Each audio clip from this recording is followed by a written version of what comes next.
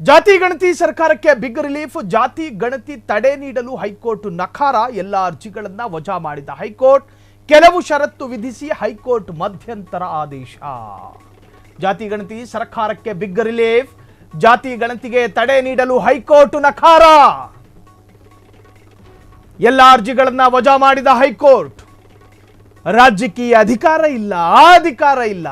ಕೆಲವು ಷರತ್ತು ವಿಧಿಸಿ ಹೈಕೋರ್ಟ್ ಮಧ್ಯಂತರ ಆದೇಶ. ದತ್ತಾಂಶವನ್ನ ರಾಜ್ಯ ಸರ್ಕಾರಕ್ಕೂ ನೀಡುವಂತೆ ಇಲ್ಲ. ಸರ್ಕಾರ ಸೇರಿ ಯಾರ ಬಳಿಯೂ ಬಹಿರಂಗಪಡಿಸಬಾರದು. ದತ್ತಾಂಶದ ಗೌಪ್ಯತೆಯನ್ನ ಕಡ್ಡಾಯವಾಗಿ ರಕ್ಷಣೆ ಮಾಡಬೇಕು. ಲೀಕ್ ಮಾಡಕೂಡದು. ಈ ಹಿಂದೆ ಆಯ್ತಲ್ಲ ಹಂಗೆ, ಜನ ಸ್ವಯಂ ಪ್ರೇರಣೆಯಿಂದ ಮಾಹಿತಿ ನೀಡಿದ್ರಷ್ಟೇ ಪಡಿಬೇಕು. ಕೊಡ್ರಿ ನಿಮ್ಮ ಜಾತಿ ಯಾವುದು ಅಂತ ಹೇಳಿ ಅಂತ ಒತ್ತಾಯ ಪಡಿಸಂಗಿಲ್ಲ. ಈ ಬಗ್ಗೆ ಸಾರ್ವಜನಿಕರಲ್ಲಿ ಅರಿವು ಮೂಡಿಸಬೇಕು. ಮಾಹಿತಿ ನೀಡುವಂತೆ ಯಾವುದೇ ಒತ್ತಡ ಹಾಕಬಾರದು. ಹಿಂದುಳಿದ ವರ್ಗಗಳ ಆಯೋಗಕ್ಕೆ ಹೈಕೋರ್ಟ್ ಖಡಕ್ ಸೂಚನೆ. ಡಿಸೆಂಬರ್ 2ನೇ ವಾರಕ್ಕೆ ವಿಚಾರಣೆ ಮುಂದೂಡಿದ ಹೈಕೋರ್ಟ್.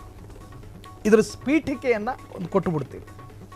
ಸರ್ಕಾರ ಶೈಕ್ಷಣಿಕ ಸರ್ವೆ, ಸಾಮಾಜಿಕ ಸರ್ವೆ ಅನ್ನೋ ಹೆಸರಿನಲ್ಲಿ ರಾಜ್ಯದಲ್ಲಿ ಸಮೀಕ್ಷೆಯನ್ನು ಶುರು ಮಾಡಿದೆ. ಆ ಸಮೀಕ್ಷೆಗಳಿಗೆ ರಾಜ್ಯದ ಬೇರೆ ಬೇರೆ ಭಾಗಗಳಿಂದ, ನಗರದಿಂದ, ಹಳ್ಳಿಗಳಿಂದ, ಗ್ರಾಮೀಣ ಭಾಗದಿಂದ ಶಿಕ್ಷಕರನ್ನ ನೇಮಕ ಮಾಡಿದೆ.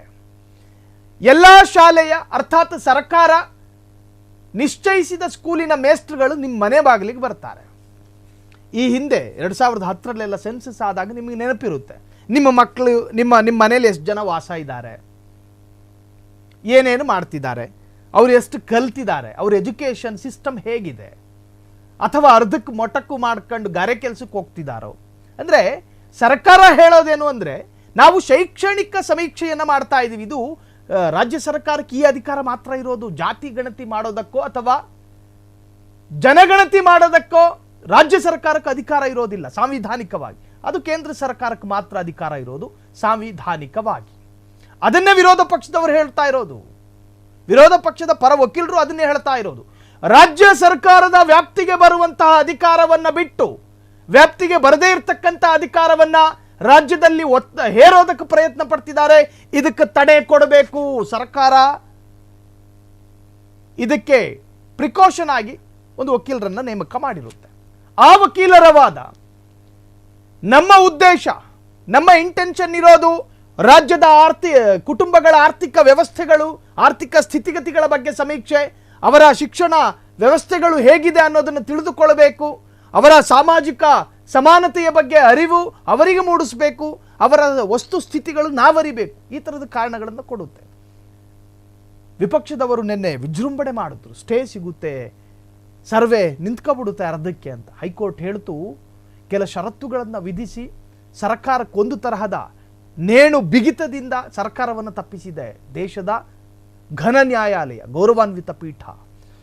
ಒಂದು ಷರತ್ತನ್ನು ವಿಧಿಸಿದೆ. ದತ್ತಾಂಶವನ್ನು, ಅದರಲ್ಲಿ ಡೇಟಾ ಕಲೆಕ್ಟ್ ಮಾಡ್ತಿರಲ್ಲ, ಅದು ನೀವು ನಿಮ್ಮ ಜೊತೆ ಮಾತ್ರ ಇಟ್ಕೋಬೇಕು, ಊರ್ಬಾಗ್ಲು ಮಾಡೋದಲ್ಲ. ಸರ್ಕಾರ ಸೇರಿ ಯಾರ ಬಳಿಯೂ ಬಹಿರಂಗಪಡಿಸಬಾರದು. ಕಂಡೀಷನ್ ಇದು. ದತ್ತಾಂಶದ ಗೌಪ್ಯತೆಯನ್ನು ಕಡ್ಡಾಯವಾಗಿ ರಕ್ಷಣೆ ಮಾಡಬೇಕು. ಜನ ಸ್ವಯಂ ಪ್ರೇರಿತ ಇದರಿಂದ ಏನಾದರೂ ನಿಮಗೆ ಮಾಹಿತಿ ನೀಡಿದ್ರೆ ಅದನ್ನು ಪಡಿಬೇಕು. ಅದು ಬಿಟ್ಟು ಒತ್ತಾಯ ಮಾಡಂಗಿಲ್ಲ. ನಿಮ್ಮ ಮಾವನ ಮನೆಗೆ ಹೋಗಿರೋ ನಿಮ್ಮ ಗಂಡನ್ನು ಈಗಲೇ ಕರೆಸಿ ಅವ್ರ ಕೌಂಟ್ ಈಗಲೇ ಬೇಕು, ಅವ್ರ ಜಾತಿ ಪ್ರಮಾಣ ಈಗಲೇ ಬೇಕು ಅಂಥೇಳಿ ಮನೆ ಬಾಗಿಲಲ್ಲಿ ಕೂತ್ಕೊಂಡು ಒತ್ತಾಯ ಮಾಡುವ ಹಾಗಿಲ್ಲ. ವಾಲಂಟಿಯರ್ ಆಗಿ, ಸ್ವಯಂ ಪ್ರೇರಿತರಾಗಿ ಅವರು ಮಾಹಿತಿಯನ್ನು ಕೊಡುವುದಾದರೆ ಅದನ್ನು ಬರ್ಕೊಂಡು ಬರಬಹುದು. ಇದನ್ನು ಹೊರತುಪಡಿಸಿದರೆ ಇನ್ಯಾವ ಹಕ್ಕು ನಿಮಗಿಲ್ಲ. ಈ ಬಗ್ಗೆ ಸಾರ್ವಜನಿಕರಲ್ಲಿ ಅರಿವು ಮೂಡಿಸಬೇಕು. ಸಾರ್ವಜನಿಕರನ್ನು ಎಜುಕೇಟ್ ಮಾಡಬೇಕು, ಜಾಗೃತಿ ಮೂಡಿಸಬೇಕು. ಇದು ಯಾಕೆ ನಾವು ಮಾಡ್ತಾ ಇದ್ದೀವಿ, ಇದರಿಂದ ಏನು ಲಾಭ, ಜನ ಗೊಂದಲಕ್ಕೀಡಾಗಬಾರ್ದು ಅಂತ. ಯಾರೋ ಅಪರಿಚಿತರು, ಸ್ಟ್ರೇಂಜರ್ಗಳು ಮನೆ ಬಾಗಿಲಿಗೆ ಬರ್ತಾರೆ, ಕೈಯಲ್ಲಿ ಪೇಪರು ಪೆನ್ನುಗಳಿರ್ತಾವೆ, ಯಮಕಿಂಕರು ಥರ ನಿಂತ್ಕೊಂಡು ನಿಮ್ಮ ಮಾಹಿತಿ ಕೇಳುವಾಗ ಜನರಲ್ಲಿ ಆತಂಕ ಆಗಬಾರ್ದಲ್ವಾ. ಸೊ ಅವರನ್ನು ಜಾಗೃತಿ ಮೂಡಿಸಿ, ಇಂತಿಂಥ ಕಡೆಯಿಂದ ಬಂದಿದ್ದೀವಿ, ನಿಮ್ಮ ವಿವರಗಳನ್ನು ನಾವು ಪಡೆದುಕೊಳ್ತಾ ಇರುವಂಥ ಉದ್ದೇಶ ಇದು, ಎಲ್ಲವನ್ನೂ ಕೂಡ ಬಿಡಿಸಿ ಹೇಳಬೇಕಾಗಿ ಬರುತ್ತೆ. ಇನ್ನು ಮಾಹಿತಿ ನೀಡುವಂತೆ ಯಾವುದೇ ಒತ್ತಡ ಹಾಕಬಾರದು. ನಾ ಈ ಹಿಂದೆ ಹೇಳಿದಂತೆ ಹಿಂದುಳಿದ ವರ್ಗಗಳ ಆಯೋಗಕ್ಕೆ ಹೈಕೋರ್ಟ್ ಖಡಕ್ ಸೂಚನೆ.